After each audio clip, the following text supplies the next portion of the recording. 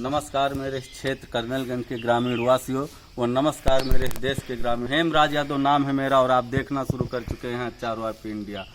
आज मैं उस घर पे आया हूँ, वह उस युवक व खिलाड़ी व शिक्षा के उस स्तर के मुकाम को हासिल किया जिसने ये सभी क्षेत्रवासियों को साबित कर दिया कि शिक्षा ही एक नैतिक जीवन का वो मूल स्तर है जो मेहनत करने पे जीवन शैली को बदल सकता है, जो आप ये देख सकते हैं तस्वीरों में। और हम सभी से रुक कर आएंगे, उससे पहले ये आप जो तस्वीर देख सकते हैं वह वो किसान जिसने उस मिट्टी से ये सीखा कि शिक्षा ही वो स्तर है जो जीवन को मूल रूप से बदल सकता है। ये आप देख सकते हैं, ये देख सकते हैं। सबसे पहले मैं इंट्रोडक्शन लेना चाहूँगा। ये जो भाई साहब हैं एडवोकेट मोहित पाठक जी, आप इस क्षेत्रवासियों को क्या कहना चाहेंगे कि आपके छोटे भाई आज जिस मुकाम पे गए हैं और जिस तैयारी के साथ और ग्रामीण स्तर पर, और उन युवाओं को क्या कहना चाहेंगे? सबसे पहले तो मैं आप सभी क्षेत्रवासियों को आशीर्वाद और शुभकामनाओं के लिए धन्यवाद देना चाहूँगा जी। और मैं सभी युवाओं से कहना चाहूँगा कि आप पूरी लगन और मेहनत से तैयारी करें और अपने ऊपर पूरा विश्वास बनाए रखें, सफलता आपको जरूर मिलेगी। नाम आप बता दें, दर्शक हम जानना चाहते हैं। मेरा नाम मोहित पाठक है। मोहित पाठक। अच्छा, और क्या क्या तैयारी जैसे आपको करवानी पड़ी व उन समस्याओं को झेलना पड़ा जिससे आपको लगा कि हमें कदम पीछे लेना चाहिए? समस्याओं की बात की जाए तो ये शुरू से ही पढ़ने में तेज थे। अच्छा। और इनको पढ़ने के लिए किसी को कहने की ज़रूरत नहीं थी, ये अपने आप शुरू से ही पढ़ाई करते थे और इनका पूरा लक्ष्य उसी की तरफ था। तो ये अब शुरू से पढ़ाई करते रहे और बाहर रहे, इलाहाबाद रहे, लखनऊ रहे, कानपुर रहे, और हर जगह अपने हिसाब से तैयारी किया इन्होंने। और हम लोग जो सपोर्ट हम लोगों की ज़रूरत थी हमने इनको सपोर्ट दिया। अच्छा, फिर अभी क्या मतलब बने? अब ये UPSI बने हैं। UPSI गांव की भाषा में कहा जाए तो दरोगा। ये जो आप देख सकते हैं, और वो है वो लड़का जिसने उस मैच के उस बॉलिंग में सबको पीछे कर दिया और लोगों को ये दिखाया कि शिक्षा ही वो स्तर है जो आपको जीवन को मूल रूप से बदल के रख सकती है। ये आप बात कर सकते हैं। सर, बहुत बहुत धन्यवाद आपका यह चारवापी इंडिया चैनल में। आप इस क्षेत्र के ग्रामीण के युवाओं को आप क्या संदेश देना चाहते हैं, कैसी मेहनत करना चाहिए उनको? सबसे पहले तो आपका धन्यवाद जी ये इंटरव्यू के लिए। जी। और सबसे पहले मैं अपने क्षेत्र के सभी वासियों को और जो दूर दूर के लोग भी हैं जिन्होंने बधाई दी है उनको सबसे पहले मैं धन्यवाद करना चाहता हूं कि आप लोगों का आशीर्वाद ही था और ईश्वर की इच्छा थी कि आज मैं इस मुकाम पे पहुंचा हूं। मैं चाहता हूं कि अगर मेरी वजह से एक सिंगल पर्सन भी उसको प्रेरणा समझ के और अगर मेहनत करता है और सफल होता है तो मैं समझता हूं कि मेरे लिए सबसे बड़ी सफलता वही कि अगर मुझे कोई प्रेरणा समझे। अगर इस क्षेत्र में या बहुत से लोगों के मैसेज आ रहे हैं कि भैया कैसे पढ़ाई करें या कैसे इस क्षेत्र में, शैक्षिक क्षेत्र में, आप जानते हैं हमारा क्षेत्र पिछड़ा रहा है प्रारंभ से ही, इसमें कहने में कोई शर्म या कोई ऐसी बात नहीं, ये वास्तविकता है। लेकिन अब आप ये समझिए कि एक नौकरी सिर्फ एक नौकरी नहीं, इस क्षेत्र में आप चारों तरफ देख लीजिए, युवाओं में एक उत्साह है, उनको लगता है कि हाँ भैया कर सकते हैं तो हम भी अब आगे कर सकते हैं इस क्षेत्र में। तो मेरे लिए तो यही सबसे बड़ी खुशी है कि हमारे क्षेत्र में एक शैक्षिक उत्साह उत्पन्न हुआ है। तो यही। और थोड़ा मैं इधर कुर्सी लेना चाहूँगा। इससे लोग ये जानना चाहते हैं, क्षेत्र कर्नलगंज के सभी ग्रामीणवासी, कि अभिजीत जी ने वो तैयारी किस तरह से प्रारूप से सक्षम बनाया जिससे उनको ये एहसास हुआ कि अब हम अपनी मंजिल को पा सकते हैं। देखिए, प्रारंभ में मैं कानपुर रहा हूँ जी 1 साल तक, उसके बाद इलाहाबाद में देखिए कहा जाता है कि अगर आप ईमानदारी से मेहनत कर रहे हैं जी तो गंगा मैया का आशीर्वाद है कि आप वहाँ से खाली नहीं आएंगे। तो उसके बाद अंत में लखनऊ में भी रहा हूँ जी, उसमें था, और 2 साल मैंने BTC भी किया। जी। मुख्य ये था कि अब सब इंस्पेक्टर की जब वैकेंसी आई तो उसमें 4 सब्जेक्ट की रिक्वायरमेंट रहती है। उसमें रीजनिंग रहता है, तर्क शक्ति हिंदी में कहते हैं, एक सब्जेक्ट रहता है मैथ्स गणित, और एक रहता है हिंदी जी और एक सामान्य जीएस रहता है, जिसमें आपके कानून के भी कुछ सब्जेक्ट्स रहते हैं, जैसे आईपीसी, सीआरपीसी रहता है। तो उसको आप एक बहुत ही विधिवत, जैसे ये है कि आप उसको सेक्शन वाइज अगर डिवाइड करके जी जी। एक एक सब्जेक्ट को तैयार करना रहता है। आप लोग इधर आ जाइए, इधर जी। मैंने एक एक सब्जेक्ट को टैकल किया। ये नहीं कि सारी तैयारी इकट्ठे प्रारंभ कर दी। सबसे पहले प्रीवियस ईयर पेपर्स के साथ प्रारंभ किया, जो इससे पहले सब इंस्पेक्टर के पेपर्स हुए हैं। 2016 में एक वैकेंसी आई थी, उससे पहले 2011-14 की थी। तो उनके लिए मैंने प्रीवियस ईयर पेपर की बुक खरीदी और देखा कि किस हिसाब से, देखिए हर एग्जाम में सिलेबस सेम हो सकता है लेकिन उनका क्वेश्चन पूछने का पैटर्न अलग अलग है। तो प्रीवियस ईयर से एक आइडिया लगता है कि किस हिसाब से क्वेश्चन पूछे जा रहे हैं किस एग्जाम में। देखिए वही जीएस आपका इसमें भी मिलेगा, सब इंस्पेक्टर में वही जीएस इलेक्ट्रॉन में, लेकिन दोनों के प्रश्न आप देखेंगे तो अंतर मिलेगा। तो उसको समझने के लिए सबसे पहले आसान तरीका क्या है, प्रीवियस ईयर पेपर। तो वहाँ से मैंने प्रारंभ किया और उसके बाद फिर एक एक सब्जेक्ट तैयार किए। जैसे रीजनिंग में जो सिलेबस मैंने डाउनलोड किया, सिलेबस में जो जो टॉपिक थे, एक एक टॉपिक तैयार किया। जब कमज़ोर थे उससे ज़्यादा मेहनत की और उसके बाद फिर एग्ज़ाम भी हुआ। 2021 में नवंबर-दिसंबर में पेपर था। तो तैयारी के लास्ट में 1-1.5 महीना जो रिवीजन के लिए बहुत महत्वपूर्ण होता है, तो उसमें रिवीजन भी किया और पेपर दिया। गोरखपुर में पेपर। उसके बाद प्री का रिजल्ट आया, प्री का नहीं, प्रारंभ में एक रिजल्ट आता है कि आप डीबी पीएसटी और रनिंग के लिए आइए। तो रनिंग हुई, डीबी मेरी कानपुर में हुई, फिर रनिंग लखनऊ में 4800 मीटर की रनिंग होती है, तो वो निकल गई।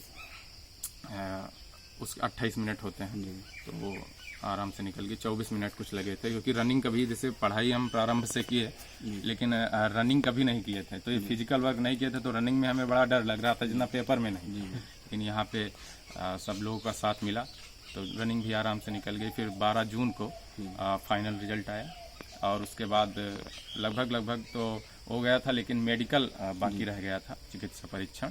तो वो भी 18 तारीख को, इसी 18 को चिकित्सा परीक्षण भी हो गया। सारी बाधाएं अब समाप्त हो गई हैं। अब बस ज्वाइनिंग का वेट कर रहे हैं, दिसंबर तक ज्वाइनिंग हो जाएगी। तो ये सभी का आशीर्वाद ही रहा है, सभी मित्रों की, परिवारजनों, क्षेत्रवासियों का आशीर्वाद, मंगल कामनाएं रही हैं। भगवान भोलेनाथ की इच्छा रही है कि आज इस मुकाम पे पहुंचा हूं। धन्यवाद करना चाहता हूं सभी का। नहीं, और सवाल और भी है। क्या अभिजीत पाठक के मन में ये सवाल शुरू से था कि हमें दरोगा ही बनना है? देखिए, प्रारंभ में देखिए, आप फिल्मों में, हम लोग फिल्मों से बहुत ज़्यादा इंस्पायर होते हैं। तो फिल्मों में देखिए एक पुलिस वाली नौकरी जो रहती है, या उनका जो एक अलग ही रुतबा रहता है। तो प्रारंभ में यह था कि बचपन में ये हमें क्या लगता था, आकर्षक लगता है, ये सबको लगता है। उसके बाद धीरे धीरे जब बड़े हुए तो आकर्षक तो तभी लगा, लेकिन ये लगा कि ये नौकरी सिर्फ ये आपके लिए नहीं है कि आप सब इंस्पेक्टर बन गए, बस आप अपने आप के लक्ष्य पूर्ण हो गया, बस आपकी, ये समाज के लिए। तो समाज में आप क्या बदलाव करना चाहते हैं? जैसे और भी हैं दरोगा हैं अलग अलग स्टेट्स में, चाहे हम पंजाब की बात करें, हरियाणा की, खासकर आप अपने यूपी से हैं। और सबसे बड़ी गर्व की बात यह है कर्नलगंज क्षेत्रवासियों की कि हमारे क्षेत्र से कोई युवा उस मेहनत को और उस मेहनत का परिणाम जो आज हम आपके यहाँ पर बैठे हैं और सवाल कर रहे हैं, ये आप देख रहे हैं स्क्रीन पे। मैं ये जानना चाहता हूँ कि कुछ ऐसा क्या बदलाव आप लाना चाहते हैं जो कुछ नया हो? देखिए, बदलाव अगर आपके ऊपर जो कर्तव्य है, आपकी जो जिम्मेदारी है, अगर आप उसको पूरी ईमानदारी से कीजिए, वही मैं समझता हूँ कि सबसे बड़ा बदलाव। आपको कुछ एक्स्ट्रा एफर्ट करने की जरूरत नहीं है। जैसे अगर एक किसान है तो नियमित रूप से अपनी खेती में कब किस चीज़ की जरूरत है, पानी की, खाद की, या कटाई की, या निराई की, अगर उसको अपने नियमित रूप से जिम्मेदारी से कर रहा है, तो वही उसके लिए सबसे बड़ा बदलाव समाज में। या मैं कहता हूं कि आप जो आपके ड्यूटीज, कर्तव्य, आप उसको ईमानदारी से कीजिए, वही सबसे बड़ा बदलाव हो। आपने ईमानदारी की बात की। कुछ लोगों का एक सवाल रहता है, और ख़ासकर सभी क्षेत्रवासियों के मन में एक जो सवाल रहता है, और वो सवाल है कि क्या कोई पीड़ित अगर चौकी या थाना में जाता है तो उसकी रिपोर्टिंग, और रिपोर्टिंग के साथ साथ जो कुछ लोगों का जो एक कहना है कि बिना पैसे दिए तो उनकी रिपोर्ट लिखी ही नहीं जाती है, इस पे आप क्या कहना चाहेंगे? नहीं, देखिए, ऐसा है कि अगर मैं उस पद पर पहुंचा, जी जी जहां मुझे ऐसा मौका मिले कि कोई पीड़ित मेरे सामने आए और उसको न्याय की आवश्यकता हो। तो अगर मैं उससे पैसे की जिस दिन डिमांड कर लूँ, ये समझिए कि मेरा इस पुलिस लाइन में आना, सब इंस्पेक्टर बनना उस दिन बेकार हो गया। बहुत तो बहुत मैं आपको धन्यवाद। ये जो आप देख रहे हैं, ऐसा नहीं है कि ये सिर्फ स्क्रीन पे ही आप देख रहे हैं। जो भी एरिया, जो भी दिशा इनके अंडर में होगा, उस वहाँ के लोग खुद ये बयां करेंगे कि हमारे इंस्पेक्टर साहब व दरोगा साहब कैसे हैं। जो आप इनका ये बयान देख सकते हैं, और यही लोगों के अंदर होना चाहिए। कोई भी अधिकारी है कि कोई भी अगर पीड़ित जाए या कोई भी अगर वहाँ पर जाए आपके पास, तो उसको न्याय मिलना चाहिए, और न्याय ही एक मूल कर्तव्य है। और इस क्षेत्र के लोगों को आप क्या कहना चाहेंगे? मैं इस क्षेत्र के लोगों को, जैसा मैंने प्रारंभ में कहा था, सबसे पहले तो धन्यवाद ही करना चाहूँगा कि चाहे जिस श्रेणी का व्यक्ति रहा हो, सभी लोगों के लिए एक सॉफ्ट कॉर्नर रहा है मेरे लिए। सभी ने मेरे लिए अच्छा ही चाहा है। भगवान भोलेनाथ और कारेदेव बाबा की कृपा रही है। और मैं चाहता हूं कि इस क्षेत्र के लोग भी शैक्षिक क्षेत्र में अपने जो उनके बच्चे हैं या जो कुछ जिनका पालन पोषण कर रहे हैं, उनको शैक्षिक क्षेत्र में आगे बढ़ाने की कोशिश करें। क्योंकि शिक्षा ही, ये समझिए कि वर्तमान में शिक्षा ही सबसे बड़ा, ये समझिए आपका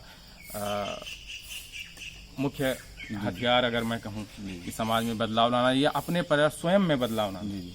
अगर आप शैक्षिक क्षेत्र में आगे बढ़ रहे हैं तो वही सबसे बड़ी उपलब्धि है। और मैं बस इतना कहना चाहता हूँ कि जितने व्यूवर्स आपको देख रहे हैं, अगर मेरी वजह से सिंगल पर्सन भी अगर प्रेरित हो रहा है, तो अगर वो सफल हो रहा है, तो मैं समझता हूँ कि मेरे लिए सबसे बड़ी सफलता वही है कि मेरी वजह से कोई शैक्षिक क्षेत्र में आगे आ रहा है। बहुत बहुत धन्यवाद।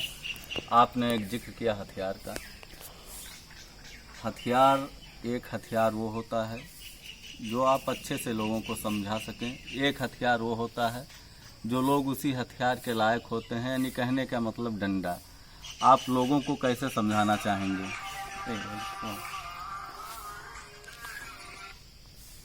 देखिए,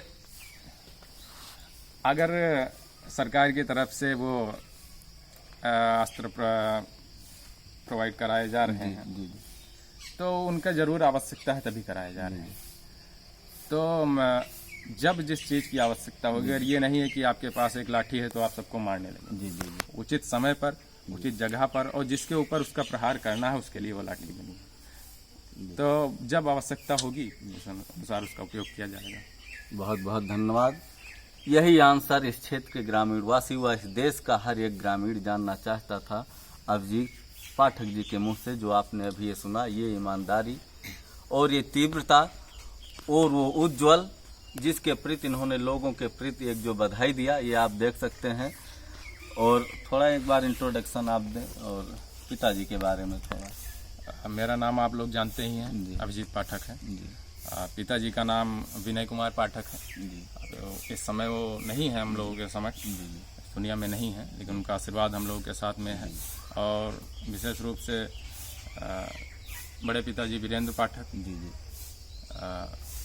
राजेंद्र पाठक, एवं समस्त परिवारजनों को मैं जानता हूं कि वर्तमान में भले हम लोगों के साथ में नहीं है, लेकिन ऊपर से कहीं ना कहीं से हम लोगों को आशीर्वाद हमारे ऊपर बनाए। बहुत बहुत धन्यवाद। और भी मैं रुक करना चाहता हूँ। क्या नाम है सर आपका? सौरभ पाठक। सौरभ पाठक, आप उनके घर के ही सदस्य हैं। दरोगा बनने पे आप क्या कहेंगे? हम इनको हार्दिक बधाई देते हैं और सभी क्षेत्रवासियों को बधाई देते हैं। कुछ हमारे पूर्वजों का जो था हमारे घर के ऊपर आशीर्वाद था, जिसकी वजह से ये ऐसे जगह पे पहुँचे और इन्होंने ऐसा कर्म किया या कुछ लगन थी इनकी जो कि इनको उस जगह पर पहुँचाया। और हमारे भाई जितने भी भाई थे, इनमें सबसे छोटे ये थे, सभी ने इनको खिलाया है गोद में, तो इसलिए इनको जो हो हार्दिक बधाई। बहुत बहुत धन्यवाद। आपका क्या नाम है? हमारा नाम राजेश कुमार पाठक है। अच्छा। ये हमारे दोस्त थे अभिजीत पाठक जी। तो इन्होंने बहुत मेहनत की है, अपनी मेहनत की उपलब्धि ले आके सबके सामने रख दिया है। और जो इन्होंने मेहनत करके आज आगे बढ़ के दिखाया है, जी जी तो हमारे छोटे भाई हैं। जी जी तो हमको सबको ये उम्मीद थी कि ये ब्राह्मण लेके आएंगे, सामने खड़े होंगे हमारे सबके। जी जी तो इन्होंने इतनी मेहनत करके जो आज आगे आ गए हैं, ठीक है, इसके लिए तो हम सब लोग इनको बहुत बहुत बधाई देते हैं। बहुत बहुत धन्यवाद। और आप भी दोस्त हैं तो एक सवाल मेरा आपसे एक और है, वो कौन सी रुचि थी अभिजीत पाठक की जिसमें सबसे ज़्यादा, जैसे चाहे कोई खेल हो या फिर कोई जैसे मनोरंजन से लेकर करके? मनोरंजन यही था हमारा सबका, गेम एक थी कि सबसे ज़्यादा हम सब लोग क्रिकेट खेलते थे। अच्छा अच्छा। तो क्रिकेट की वजह से इनकी फिटनेस जो थी वो बनी रही प्रॉपर। जी जी क्रिकेट खेलने से जो फिटनेस होती है एकदम फिट रहती है। जी जी ठीक है, तो उनकी रनिंग जो थी इसलिए उनको निकालने में कोई दिक्कत नहीं हुई। बहुत बहुत धन्यवाद। आपका क्या कहेंगे आप दरोगा बनने पे अभिजीत पाठक जी को क्या कहेंगे आप? दरोगा बनने में उन्होंने मेहनत की, जी सफलता प्राप्त की, जी और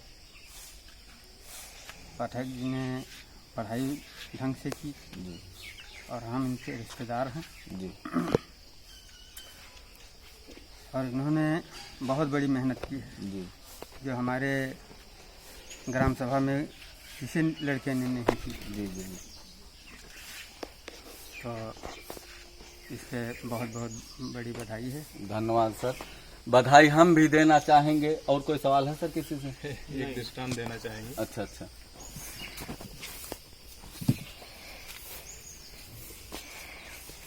क्या कहना चाहेंगे? एक उदाहरण आपको देना चाहेंगे हमारे मित्र से, वो बताते रहते थे कि एक बार डीएम साहब की चौपाल लगी हुई थी। जी जी आपको मैं बताऊं, ग्रामीण क्षेत्रों में दरोगा, मैं अपने लिए नहीं कह रहा हूं, एक बात बता रहा हूं कि दरोगा पद का कितना महत्व समझा जाता है। तो डीएम साहब की चौपाल लगी हुई थी, तो उसमें एक बूढ़ी माता जी थी तो अपनी फरियाद लेके गई थी। तो डीएम साहब ने फोन ऑन किया होगा तो अपना पूरा हो गया, उनकी फरियाद पूरी हो गई तो बहुत खुश हो गए। तो डीएम साहब को उन्होंने आशीर्वाद दिया, सर पे हाथ रखा और कहा कि भगवान करे बेटा तुम दरोगा बन जाओ। तो ये आप ये समझिए एक डीएम कितना बड़ा पद होता है दरोगा के सामने, लेकिन गांव क्षेत्रों में गांव वासियों के लिए दरोगा ही सबसे बड़ा पद है। तो ये हमें बताना था। ये जो अभी दरोगा अभिजीत पाठक जी ने जो अभी ये क्वेश्चन मार्क दिया, ये वो क्वेश्चन मार्क है जो आप समझ सकते हैं कि ग्रामीण की जो एक शैली है और उन बुजुर्गों का आशीर्वाद उस दरोगा शब्द के पीछे उनके मन में ये रहता है कि दरोगा शब्द आपके लिए जरूर है, लेकिन उस दरोगा शब्द के पीछे उनकी ऊंचाइयों को व उनके उस आशीर्वाद को वही लोग समझ सकते हैं जो आशीर्वाद उनको प्राप्त होता है। बधाई हम भी देना चाहेंगे आपको। रहे ग्रामीण खबरों से हमेशा रूबरू तो आज ही सब्सक्राइब करें मेरा YouTube channel YRYP India. Thank you.